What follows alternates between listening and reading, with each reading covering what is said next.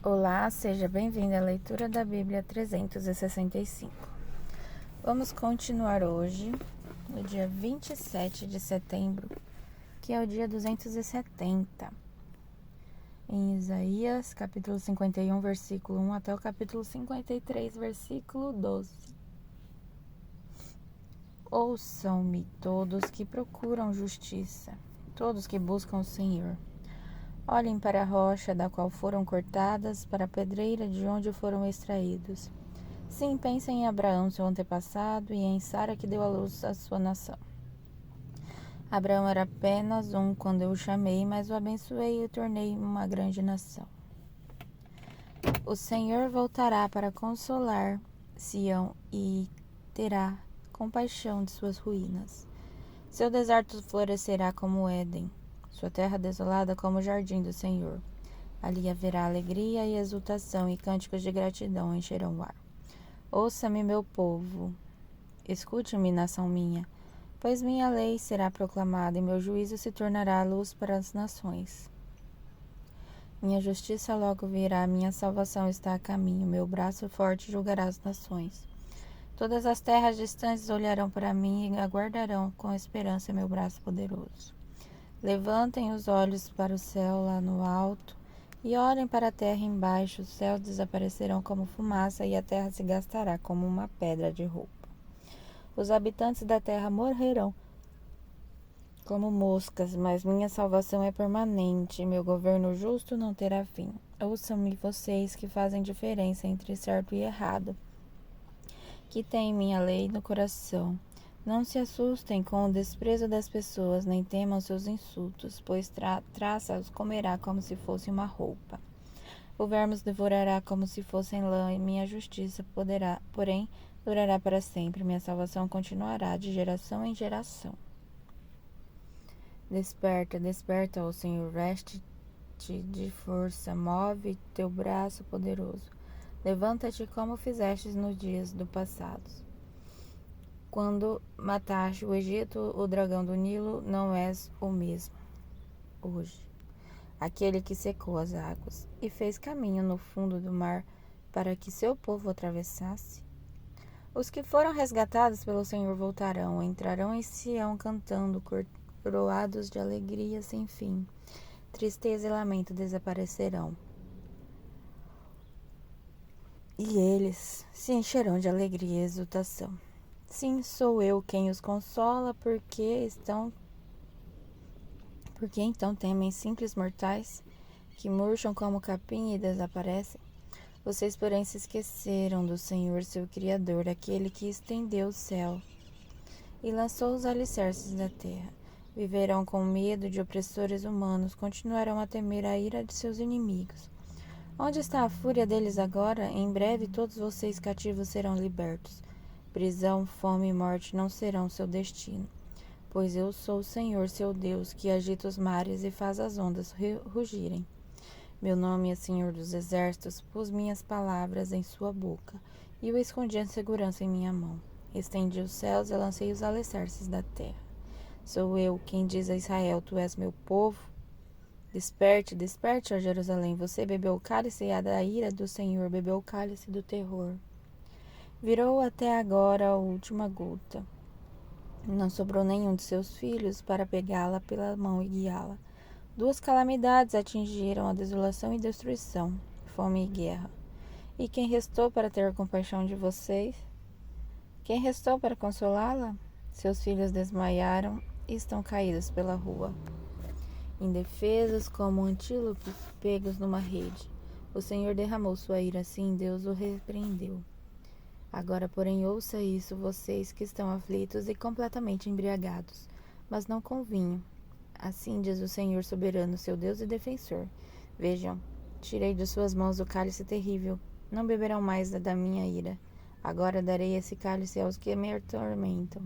Eles disseram: pisaremos em vocês no pó e andaremos sobre suas costas.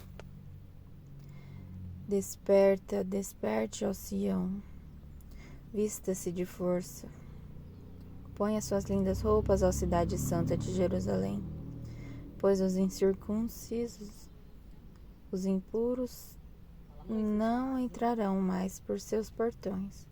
Levante-se do pó, ó Jerusalém, sente-se no lugar de honra. Tire seu pescoço das correntes de escravidão, ó cativa Sião. Pois assim diz o Senhor: quando eu a vendi ao exílio, não recebi pagamento algum. Agora resgatarei, sem ter de pagar por você. Assim diz o Senhor soberano: há muito tempo meu povo escolheu morar no Egito. Agora a Síria os oprime sem nenhuma razão. O que é isso? Pergunta o Senhor. Por que meu povo foi escravizado novamente? Aqueles que o dominam gritam de alegria. Meu nome é blasfemado o dia inteiro. Mas eu revelarei meu nome ao meu povo, e eles por fim reconhecerão quem sou eu quem fala com eles. Como são belos sobre os montes os pés do mensageiro que traz boas novas de paz e salvação, de que o Deus de Israel reina. Os vigias gritam e cantam de alegria, pois com os próprios olhos veem o Senhor voltar a Sião.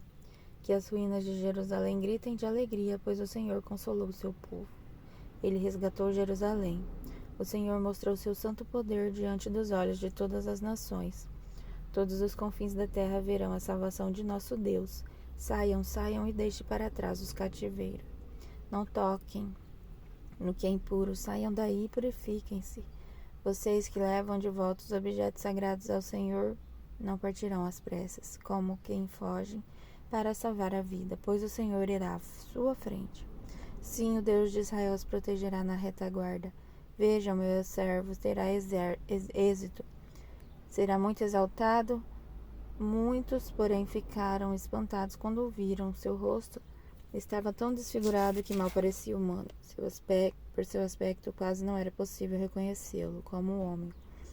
Ele causará assombro em muitas nações. Reis ficarão mudos diante dele, pois verão aquilo que ninguém lhes havia falado. Entenderão aquilo que nunca tinham ouvido. Quem creu em nossa mensagem? Assim, a quem o Senhor revelou seu braço forte? Meu servo cresceu em sua presença como tenro broto verde, como raiz em terra seca. Não havia nada de belo nem majestoso em sua aparência. Nada que nos atraísse foi desprezado e rejeitado. Homens de dores que conhecem o sofrimento mais profundo. Demos as costas para ele e desviamos o olhar. Ele foi desprezado e não nos importamos. Apesar disso, foram as nossas enfermidades que ele tomou sobre si, e foram as nossas doenças que pesaram sobre ele.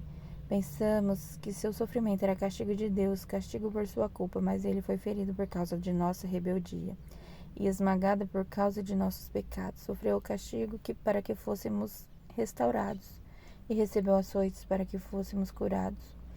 Todos nós nos desviamos como ovelhas, deixamos os caminhos de Deus para seguir nossos caminhos. No entanto, o Senhor fez cair sobre ele os pecados de todos nós. Ele foi oprimido e humilhado, mas não disse uma só palavra. Foi levado como cordeiro para o matadouro, como ovelha muda diante dos tosquiadores, não abriu a boca. Condenado injustamente, foi levado embora. Ninguém se importou de ele morrer sem deixar descendentes, de sua vida ser cortada no meio do caminho. Mas ele foi ferido mortalmente por causa da rebeldia do meu povo. Não havia cometido nenhuma injustiça e jamais havia enganado alguém. Ainda assim, foi sepultado como criminoso, colocado no túmulo de um homem rico. Fazia parte do plano do Senhor esmagá-lo e causar-lhe dor. Quando, porém, sua vida for entregue como oferta pelo pecado, ele terá muitos descendentes. Terá vida longa e o plano do Senhor prosperará em suas mãos. Quando ele vir tudo que resultar de sua angústia, ficará satisfeito.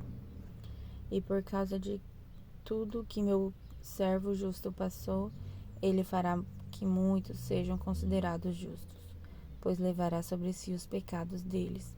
Eu lhes darei as honras de um soldado vitorioso, pois ele se pôs à morte, foi contado entre os rebeldes.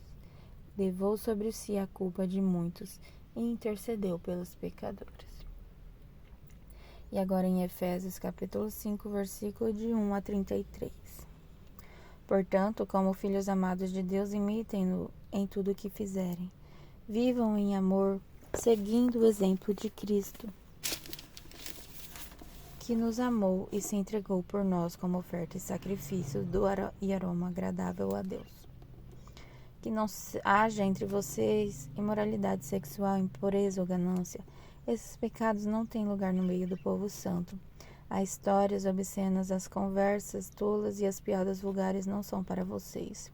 Em vez disso, sejam agradecidos a Deus. Podem estar certos de que nenhum imoral, impuro ou ganancioso que é idólatra herdará o reino de Deus, o reino de Cristo e de Deus.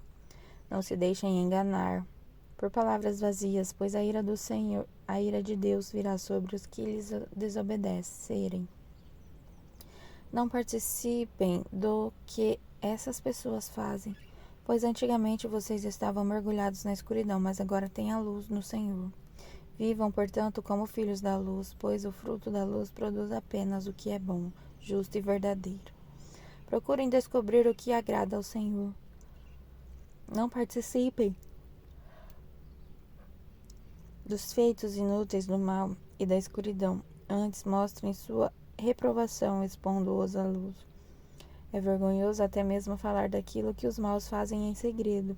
Suas más intenções, porém, ficarão evidentes quando a luz brilhar sobre elas, pois a luz torna visíveis todas as coisas. Por isso se diz: desperte, você que dorme, levante-se dentre os mortos e Cristo o iluminará.